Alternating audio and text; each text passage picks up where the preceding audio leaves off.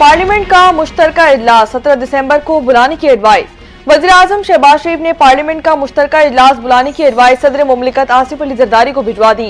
मुश्तरका इजलास में दीनी मदारिस की रजिस्ट्रेशन समेत 8 बिल्स की मंजूरी का इम्कान। दीनी मदारिस रजिस्ट्रेशन बिल पर हुकूमत और JUIF की मुशावरत।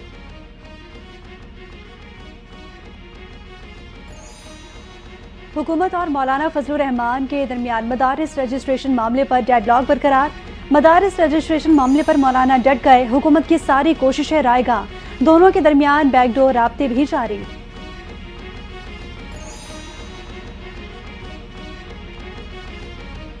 मदारिस की रजिस्ट्रेशन पर कोई समझौता मुमकिन नहीं। इख्तलाफ इस बात पर है जो मदारिस वजारत तालीम से मुंसलिक हो गए उनके हवाले से किसी किस्म की मनफी कानून साजी ना हो। मदारिस अपना ऑडिट करवाते हैं, मदारिस के निसाब सबके लिए खुले हैं। इल्जाम तराशी से मदारिस के मसाइल हल नहीं किए जा सकते। चेयरमैन पाकिस्तान उलमा कौंसिल मौलाना हाफिज ताहिर अशरफी का बयान। मदारिस की रजिस्ट्रेशन बिल को फैटफ से जोड़ना है बेसरोपा ख्याल है। सदर पाकिस्तान ने बिल पर जो एतराज़ात लगाए वो कानूनी और आईनी नौयत के हैं जिनका फैटफ से कोई ताल्लुक नहीं। विफाकी वज़ीर इत्तलात अता तारड़ का जमीयत उलमा इस्लाम के रहनुमा हाफिज हमदुल्ला के बयान पर रद्द-ए-अमल। कहा कि गैर जरूरी बयानबाजी और तनकीद से सदर और पार्लियामान के इख्तियारात को निशाना बनाने से गुरेज करना चाहिए। मदारिस रजिस्ट्रेशन बिल पार्लियामेंट के पास करदा बिल पर ऐवान सदर के एतराज़ात। JUIF के रहनुमा हाफिज हमदुल्ला का रद्द-ए-अमल सामने आ गया। कहते हैं कि ऐवान सदर के बाबुओं ने सोसाइटीज एक्ट पढ़ा ही नहीं, वरना एतराज़ात उठाने की नौबत ही ना आती। बिल पर एतराज़ात से साबित हो गया असल मकसद मदारिस को FATF के हवाले करना है। ये भी साबित हो गया कि पार्लियामेंट पाकिस्तान की नहीं बल्कि FATF की है।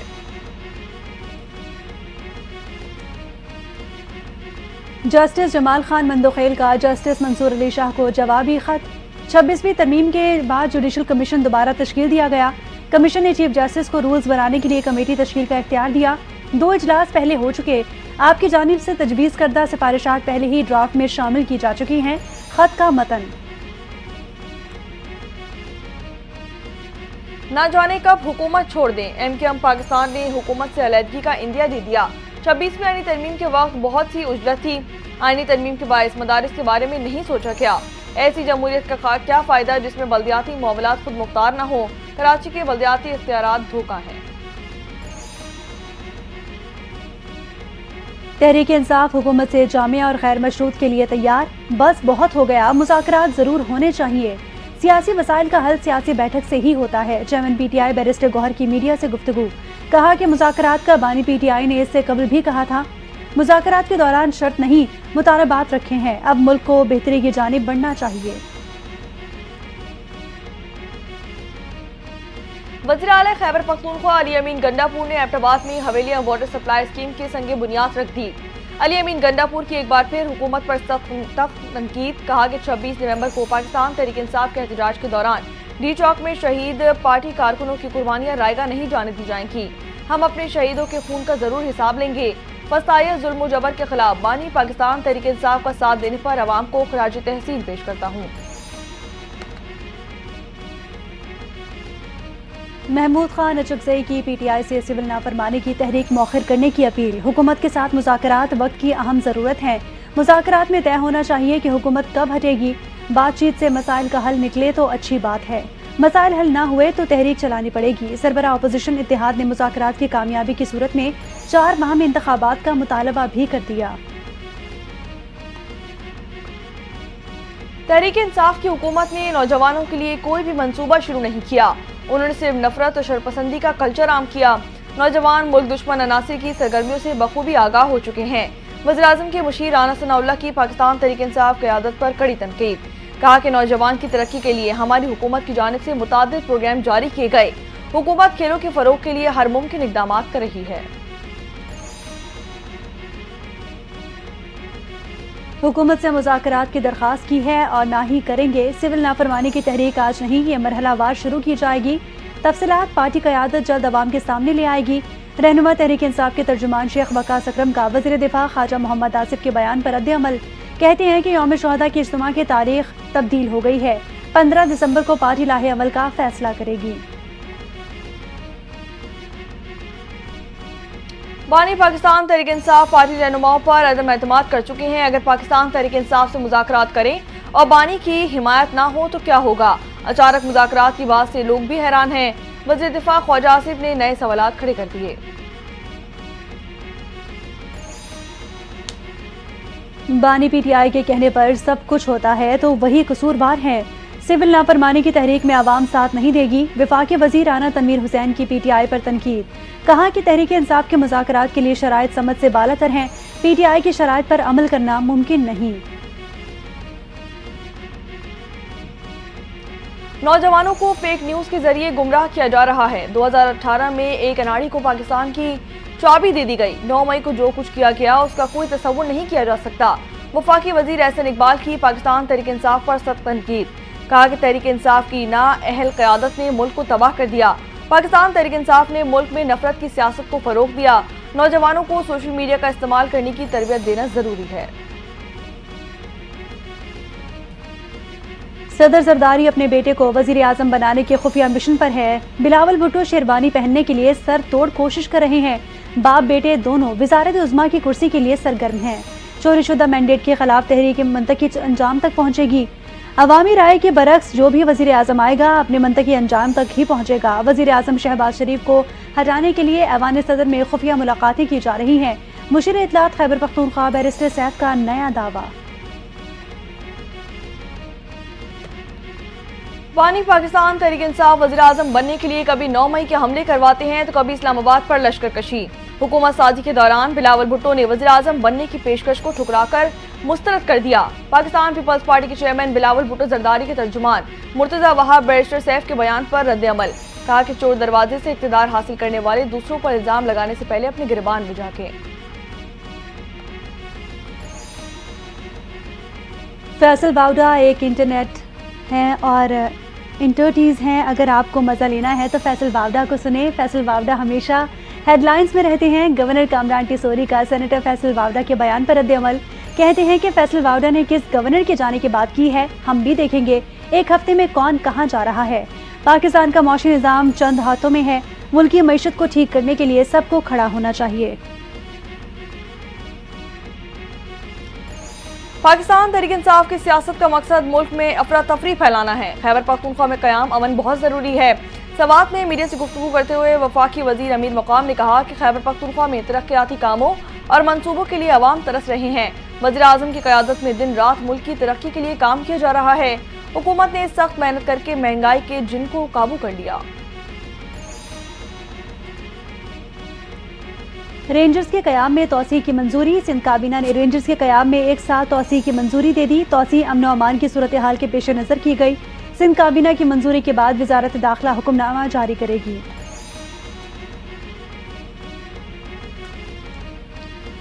पावर डिवीजन ने हुकूमत की जानिब से मजीद 6 IPP से मुआहदे खत्म करने की खबरों की तरदीद कर दी। वफाकी हुकूमत की तरफ से किसी नए मुआहदे के खात्मे की कोई पेशरफ नहीं की गई। मुस्तकबिल में इस किस्म की कोई पेशरफ पर हुकूमत इसकी तफसीलात मुसद्दिका ज़राए के मुताबिक अवाम तक पहुँचाएगी। पावर डिवीजन ने ऐलान कर दिया।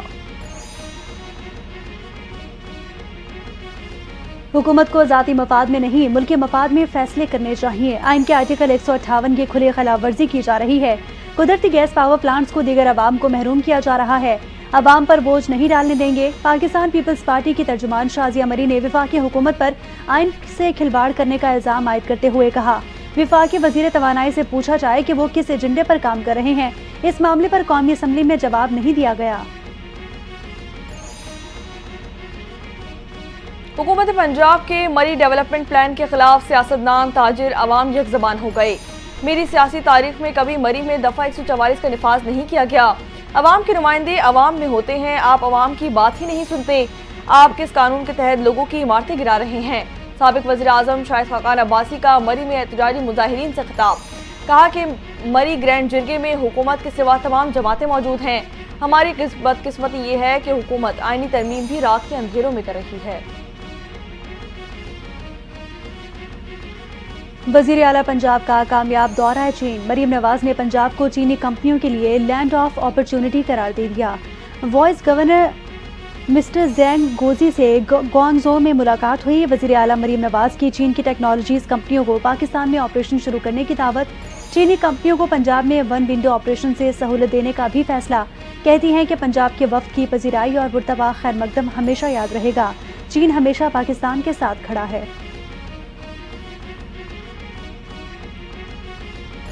सिंध हुकूमत के महकमा ट्रांसपोर्ट एंड मास ट्रांजिट का मिसाली इकदाम बारकोड समेत जदीद हिफाजती इकदाम से मजीद नए मोटर व्हीकल फिटनेस सर्टिफिकेट्स के इजरा का ऐलान कर दिया गया।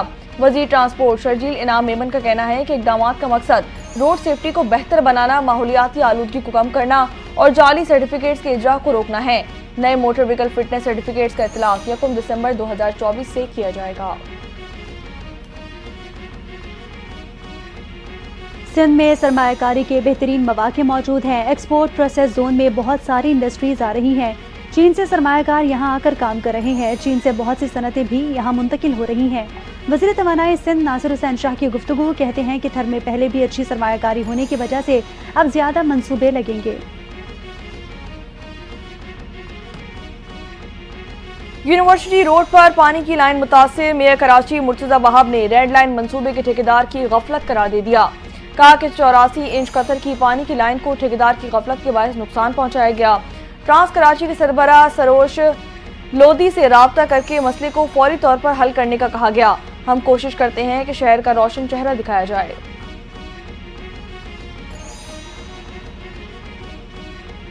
पंजाब हुकूमत स्मॉग की रोकथाम के लिए सरगर्म। स्मॉग क्लीन टावर की महमूद बूटी में तनसीब का अमल जारी है। स्मॉग क्लीन टावर 21 दिसंबर तक मुकम्मल फाल कर दिया जाएगा।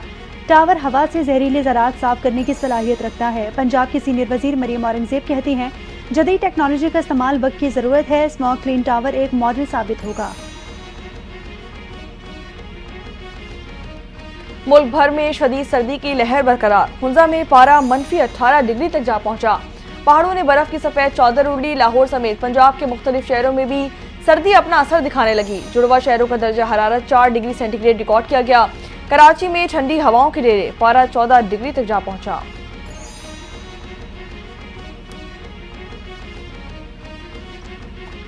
सर्दी की शिद्दत में इजाफा। महकमा तालीम बलोचिस्तान ने सर्दियों की छुट्टियों का ऐलान कर दिया। सर्द इलाकों में तालीमी इदारे 2.5 माह खुलेंगे।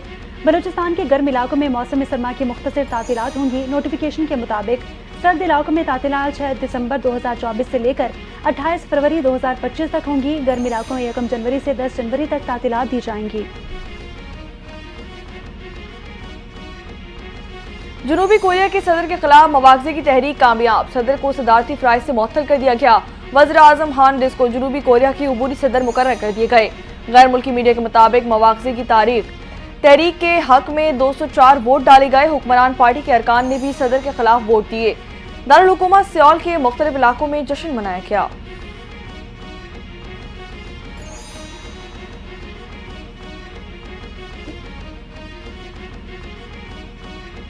गजा पर सिहोनी अफवाज की वहशियाना बमबारी का सिलसिला जारी। नसीरात कैंप पर हमले में शहीद फ़लस्तीनियों की तादाद 45 हो गई।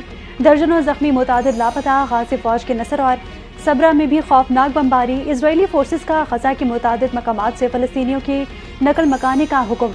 अमरीकी कौमी असम्बली के मुशीर जैक सुलिवान की इसराइल आमद पर तलबीब में अमरीकी कौंसलेट के सामने शहरियों ने शदीद एहतजाज किया। इमाद वसीम के बाद फास्ट बॉलर मोहम्मद आमिर का भी क्रिकेट से रिटायरमेंट का ऐलान। कहते हैं कि पाकिस्तान के लिए तीनों फॉर्मेट्स में खेलना एजाज की बात है। रिटायरमेंट का फैसला आसान नहीं था। सपोर्ट करने पर भी पीसीबी का मशकूर हूं। अब नौजवान खिलाड़ियों को मौका देना चाहिए। मोहम्मद आमिर ने 36 टेस्ट मैचेस, 31 वनडे और 62 टी20 मैचेस में पाकिस्तान की नुमाइंदगी की।